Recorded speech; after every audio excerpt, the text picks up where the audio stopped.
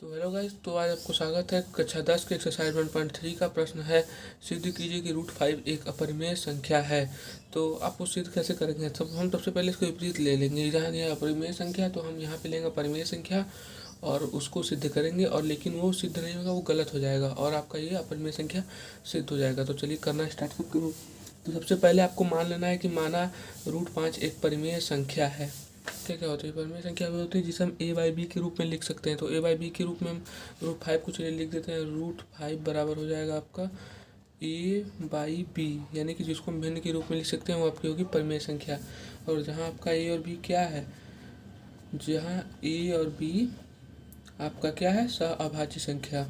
वो सहअभाज्य संख्या क्या होती है? तो अगर आप हमसे पूछते हैं कि सहअभाज्य संख्या क्या होती है, सहअभाज्य संख्या वे संख्या होती है जिनका HCF निकालने पर एक आता है। हमेशा HCF एक आएगा सहअभाज्य संख्याओं का।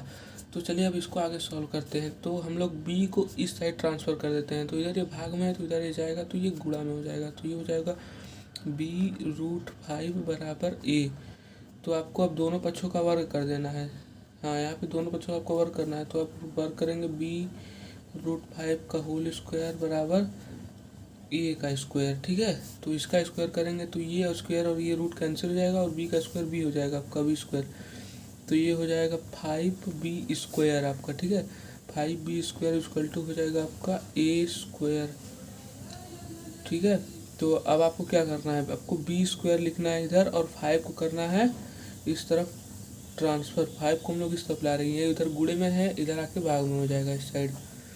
ठीक है, अगर आपको चिन्ह पलटने नहीं आते तो मेरे को बताओ, मैं आपके लिए अलग से वीडियो बना दूंगा चिन्ह के लेकर कि इस साइड जाएगा तो क्या प्लस होगा क्या माइनस होगा। अब आप यहाँ पे देख सकते हो इसकी a स्क्वायर जो है वो 5 से कट रहा है, तो a भी आपका 5 से कटे। तो a बराबर क्या ले लेना है आपको? a बराबर ले लेना है 5n, क्योंकि यहाँ पे आपका गुणनखंड क्या है, 5 है। तो हम लोग चलिए 5n ले लेते हैं और n आपका कहाँ होगा, n आपका कोई उसमें पूर्णांक होगा। तो चलिए मान लेते हैं।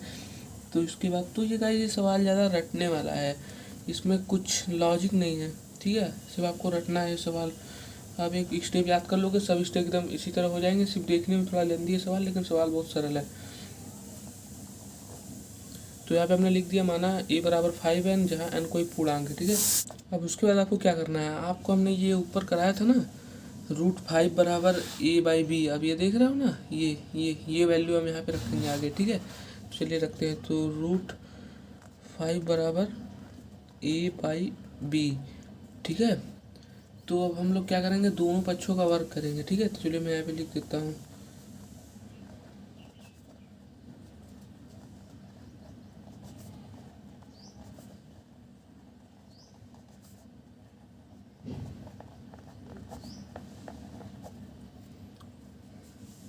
तो वर्क करेंगे तो क्या आएगा, इधर √5 का स्क्वायर हो जाएगा आपका और इधर आपका हो जाएगा a/b का होल स्क्वायर। तो आपको अब क्या करना है, इसके बाद आपको a की वैल्यू आपको दिख रही है यहाँ पर। a बराबर हमने क्या लिया है, a बराबर लिया 5n। तो जस्ट हम 5n को यहाँ रखेंगे और उसके बाद सॉल्व करेंगे। तो ये हो जाएगा √5 को हम लोग सॉल्व करेंगे तो ये रूट और ये स्क्वायर कैंसिल हो जाएंगे और आपका इधर बच जाएगा 5। ठीक है, और इधर a का वैल्यू क्या था, a का वैल्यू था 5n।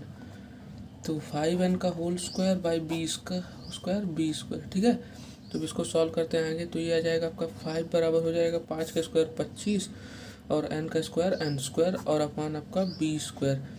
तो आपको ये b जो है इस साइड लेके आना है। ठीक है, इस साइड ये भाग में इधर, तो इस साइड जाएगा तो क्या होगा, गुणा हो जाएगा। तो ये हो जाएगा आपका 5b स्क्वायर बराबर हो जाएगा आपका 25n स्क्वायर। तो आपको आगे क्या करना है, आगे आपको क्या करना है कि ये जो b स्क्वायर है, आपको b स्क्वायर को आप इसी तरफ ले देना और 5 को इस तरफ ले जाना है। तो ये हो जाएगा आपका 25n स्क्वायर अपॉन 5 और आपका ये क्या होगा, 5 इससे कट जाएगा 5 बार में। ठीक है, 25। तो ये हो जाएगा आपका b स्क्वायर अपॉन ये वाला 5 जो ऊपर था ना, इसको ये ऊपर गुणे में है इस साइड, तो इधर इसको ले जाएंगे तो इधर क्या हो जाएगा भाग में। तो ये हो जाएगा b square upon 5 equal to आपका ये n स्क्वायर इधर बचा था तो n स्क्वायर हो जाएगा। तो आप लोग यहाँ पे भी देख सकते हो कि b स्क्वायर भी 5 से विभाजित हो रहा है, तो इसका मतलब b भी 5 से विभाजित होगा, गुणनखंड होगा। तो यहाँ पर हम हमने क्या देखा था कि ये इसका एक से अधिक गुणनखंड नहीं हो सकता है, लेकिन एक इसका एक गुणनखंड 5 भी है, ए का है और बी का है। तो हमारी कल्पना क्या होती है, गलत सिद्ध होती है। तो हम इसका लैंग्वेज लिख देंगे कि अतः बी स्क्वायर का एक गुणनखंड 5 है, बी का एक गुणनखंड 5 है।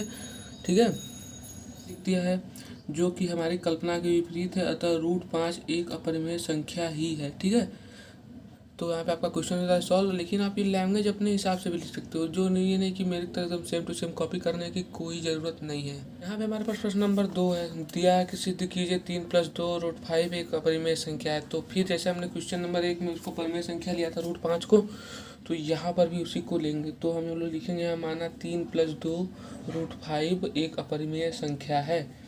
तो यहाँ हमने इसको परिमेय संख्या मान लिया है। तो अब इसको हम लोग क्या लिख सकते हैं, 3 + 2 √5 परिमेय संख्या को हम लोग कैसे लिख सकते हैं, p/q या a/b के रूप में। तो यहाँ पे हम इक्वल टू a/b या p/q भी आप ले सकते हो। तो यहाँ आपका क्या लिख, आपको इसके बाद जहाँ a और b क्या है आपका, जहाँ a और b आपका सह-अभाज्य संख्या है। ठीक है, जिनका सिर्फ एक आएगा वह आपका सह-अभाज्य संख्याएं होंगी, सिर्फ एक आएगा, एक के अलावा कुछ भी नहीं आएगा। ठीक है, तो चलिए आप इसको आगे हम लोग सॉल्व करते हैं। तो ये 3 इधर 2√5 को तो हम लोग ऐसे ही रखते हैं। ठीक है, 2√5 को तो ऐसे ही रखते हैं और 3 को इस साइड लाते हैं। तो इस साइड किस क्या है, इस साइड प्लस में है, इधर जाएगा क्या होगा, माइनस में हो जाएगा। तो a/b -3, फिर उसके बाद क्या होगा, फिर उसके बाद आपको